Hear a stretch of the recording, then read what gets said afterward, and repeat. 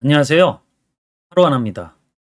자, 요즘 이제 대시보드라고 하는 반응형 보고서라고 하는 것들이 워낙 이제 많은 사람들의 관심을 갖다 보니까 피벗 테이블하고 피벗 차트를 이용하시는 분들이 계속 늘어나고 있는 추세이긴 하는데, 우리가 피벗 차트는 우리가 일반적으로 사용하는 차트하고는 약간 다른 부분들이 있지요. 자, 그리고 피벗 차트라고 하는 것들을 잘 활용하시려고 그러면 일단 뭐가 다른지도 알아야 되겠지만, 피벗 차트는 피벗 테이블에 표시될 수 있는 내용들을 화면에 보여주는 것들이기 때문에 피벗 테이블에 대한 이해도가 좀 더 올라갈 필요가 있겠죠. 자, 그래서 요번엔 그런 질문에 대한 내용들을 한번 선택을 해 봤는데요. 한번 제가 질문 내용을 보면서 설명드려 보도록 할게요.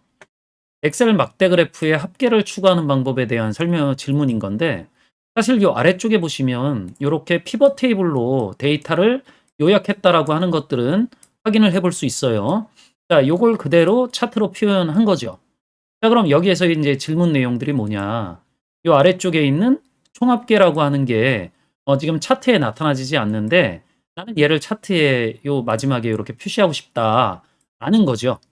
자, 근데 우리가 알아야 되는 게, 피벗 테이블을 피벗 차트로 표현할 때 이 총합계는 안 나와요. 나타내질 수 있는 방법 자체가 없어요. 자, 그러니까 우리가 이런 것들을 활용해 나가려고 그러면 몇 가지 응용 방법이라고 하는 것들을 좀 알고 있어야 된다라는 거죠. 자, 마침 이제 파일을 올려주셨기 때문에 이 파일 가지고 제가 해결할 수 있는 몇 가지 방법에 대해서 좀 설명드려 보도록 할게요. 자, 파일을 열어 가지고 한번 확인을 해 보면, 제가 좀 화면 구성을 위해서 얘를 오른쪽 방향에다 놓고서 좀 설명을 해 드릴게요. 자, 일단 요 총합계는 제가 안 나온다고 그랬죠. 자, 그러니까 만약에 이런 총합계라고 하는 것들을 우리가 여기다 꼭 표시를 해야 된다라고 하면, 총합계 말고 이런 총합계 값을 갖고 있을 수 있는 항목을 하나 추가를 해야 돼요. 자, 그 얘기는 제가 일단 총합계를 없애 볼게요. 합계 제거를 하고 여기다가 총합계를 넣어야 된다라는 거니까, 총합계는 1 주차, 2 주차, 3 주차를 더한 값이잖아요. 요 항목을 더해서 새로운 항목을 만들면 되는 거니까 기본적으로 계산 항목이에요. 이게 피벗 테이블을 어느 정도 아시는, 잘 활용할 수 있는 분들은 이런 것들을 떠올릴 수 있겠지만, 일반적으로 피벗 테이블 활용에 조금 약하신 분들은 이런 것들을 알기가 좀 어렵겠죠.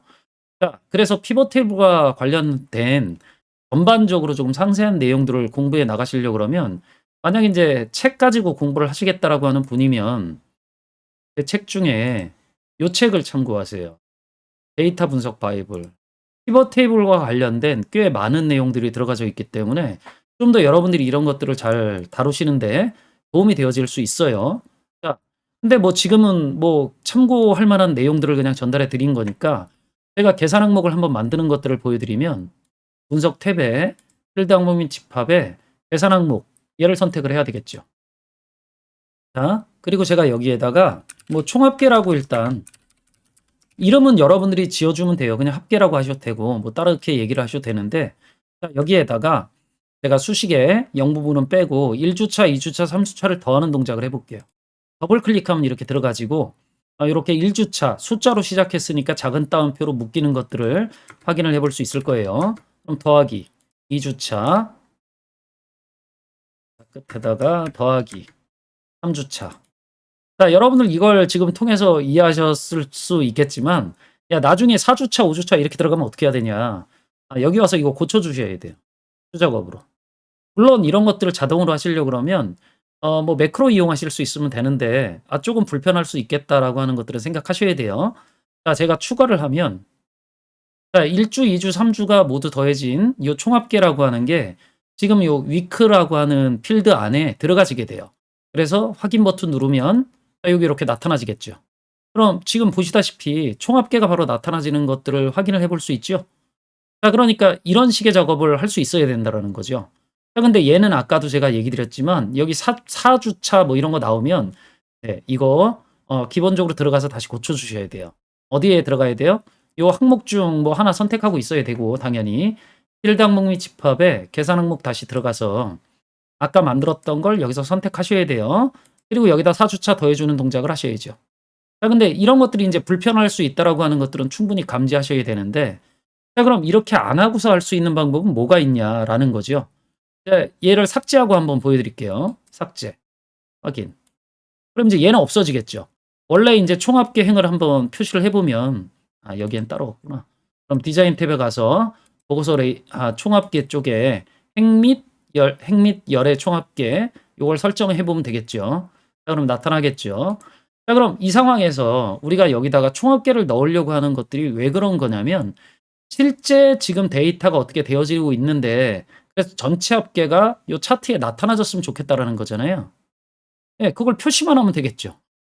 그러니까 어떻게 할 거냐면 이건 제목일 거니까 제가 여기에다가 총합계를 넣는 동작을 하나 해 볼게요. 아 그냥 차트는 그대로 두고. 자 근데 그러려 그러면 요 차트 안에 표시되져야 될 요 총합계를 별도의 셀에다가 반환받으시는 게 좋아요. 이유는 제가 좀 이따 설명드릴게요. 요거 등호 입력해서 얘를 딱 클릭을 하면 이렇게 getPivot data라고 하는 함수가 쓰여져서 공급가액의 총 합계 부분 값이 이렇게 반환되어지게 돼요. 얘는 그대로 쓰세요. 그럼 엔터키 눌러주면 이렇게 나오는데 얘가 기본적으로 천 단위 구분기호 같은 것들이 나타나지지 않잖아요. 자 그럼 이거를 뭐 여기서 쉼표 스타일 눌러주셔도 되지만 조금 더 이해를 돕기 위해서 나중에 요 값이 뭐 총합계라고 하는 것들을 표시하려고 그러면 이걸 먼저 보여드리고 하는 게 낫겠네요. 제가 요 앞에다 문자열로 총합계 그리고 이렇게 콜론 입력하고 이렇게 앰퍼센드로 붙이면 자 이렇게 나올 거거든요. 자 그럼 요런 것들을 차트에 표시하겠다라는 거기 때문에 기본적으로 요 뒤에 나오는 값을 쉼표 스타일로는 표시 형식을 변경할 수가 없어요. 자 그러니까 제가 여기다가 텍스트 함수 같은 거 써서 우리가 원하는 서식 코드죠. 자, 요 뒤에 이렇게 샵샵 기호를 이용해서 천 단위 구분 기호가 나타나지도록 이렇게 표시를 해줄게요. 엔터키 눌러주면 이제 이렇게 나타나지겠죠. 자, 얘를 차트에 표시할 건데 차트에 표시하려고 그러면 도형이 필요해요. 자, 삽입 탭에 제가 도형을 이용해서 이 텍스트 상자죠. 자, 얘를 이용해서 제가 여기 어디다가 이렇게 클릭하고 난 다음에 여기다가 이 값을 참조해 와 볼게요. 그러려면 이 테두리 영역 있잖아요. 이 테두리 영역을 딱 선택을 하고 난 다음에 자, 여기 수식 입력줄이죠. 클릭하고 등호 입력하고 제가 만들어 놓은 이 위치를 클릭하고 난 다음에 그냥 엔터키만 눌러주시면 돼요. 자 그러면 이렇게 총합계 값이 이렇게 나타나지게 된다라는 거죠 여기에. 자 그럼 얘를 어디다 이제 표시할 거냐라고 하는 것들은 여러분들 몫이에요.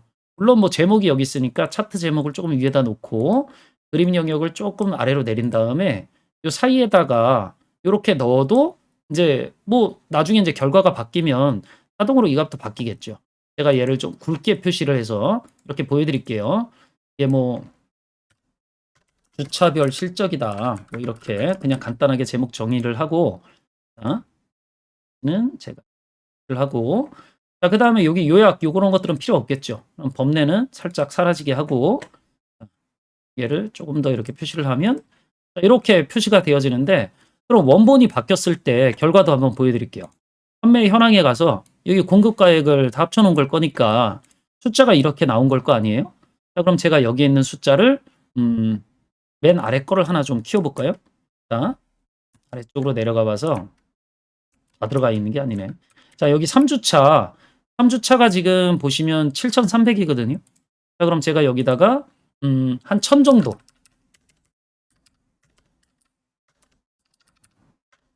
자 이렇게 입력을 하고 자 피벗 테이블 가서 새로 고치면 자 숫자 늘었죠. 이 숫자도 늘었죠. 자 여기도 늘어 나오죠. 그러니까 보통 이제 이렇게 해서 작업해서 그냥 막대 그래프를 사용하지 않고 총합계 값이라고 하는 것들을 이렇게 차트에 표시해 주는 동작을 하면 좋아요. 자 그래서 실제로 뭐 이런 식의 작업들을 어떻게 하는 게 좋은 거냐라고 하는 것들은 방법이 뭐 몇 가지 있긴 하는데 그 가장 많이 사용하는 두 가지 방법을 설명드린 거죠.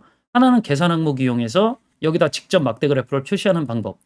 또 하나는 이렇게 텍스트 상자라고 하는 도형을 이용해서 여러분들이 이 총합계에 있는 값들을 따로 별도로 이렇게 참조해서 좀 예쁘게 꾸미고 난 다음에 그걸 요 차트 안에다 이렇게 표시해서 동작시키면 우리가 기본적으로 얘가 차트 안에 이렇게 있으니까 얘를 움직이면 얘가 같이 따라오지 않으니까 여러분들이 불편할 수는 있잖아요.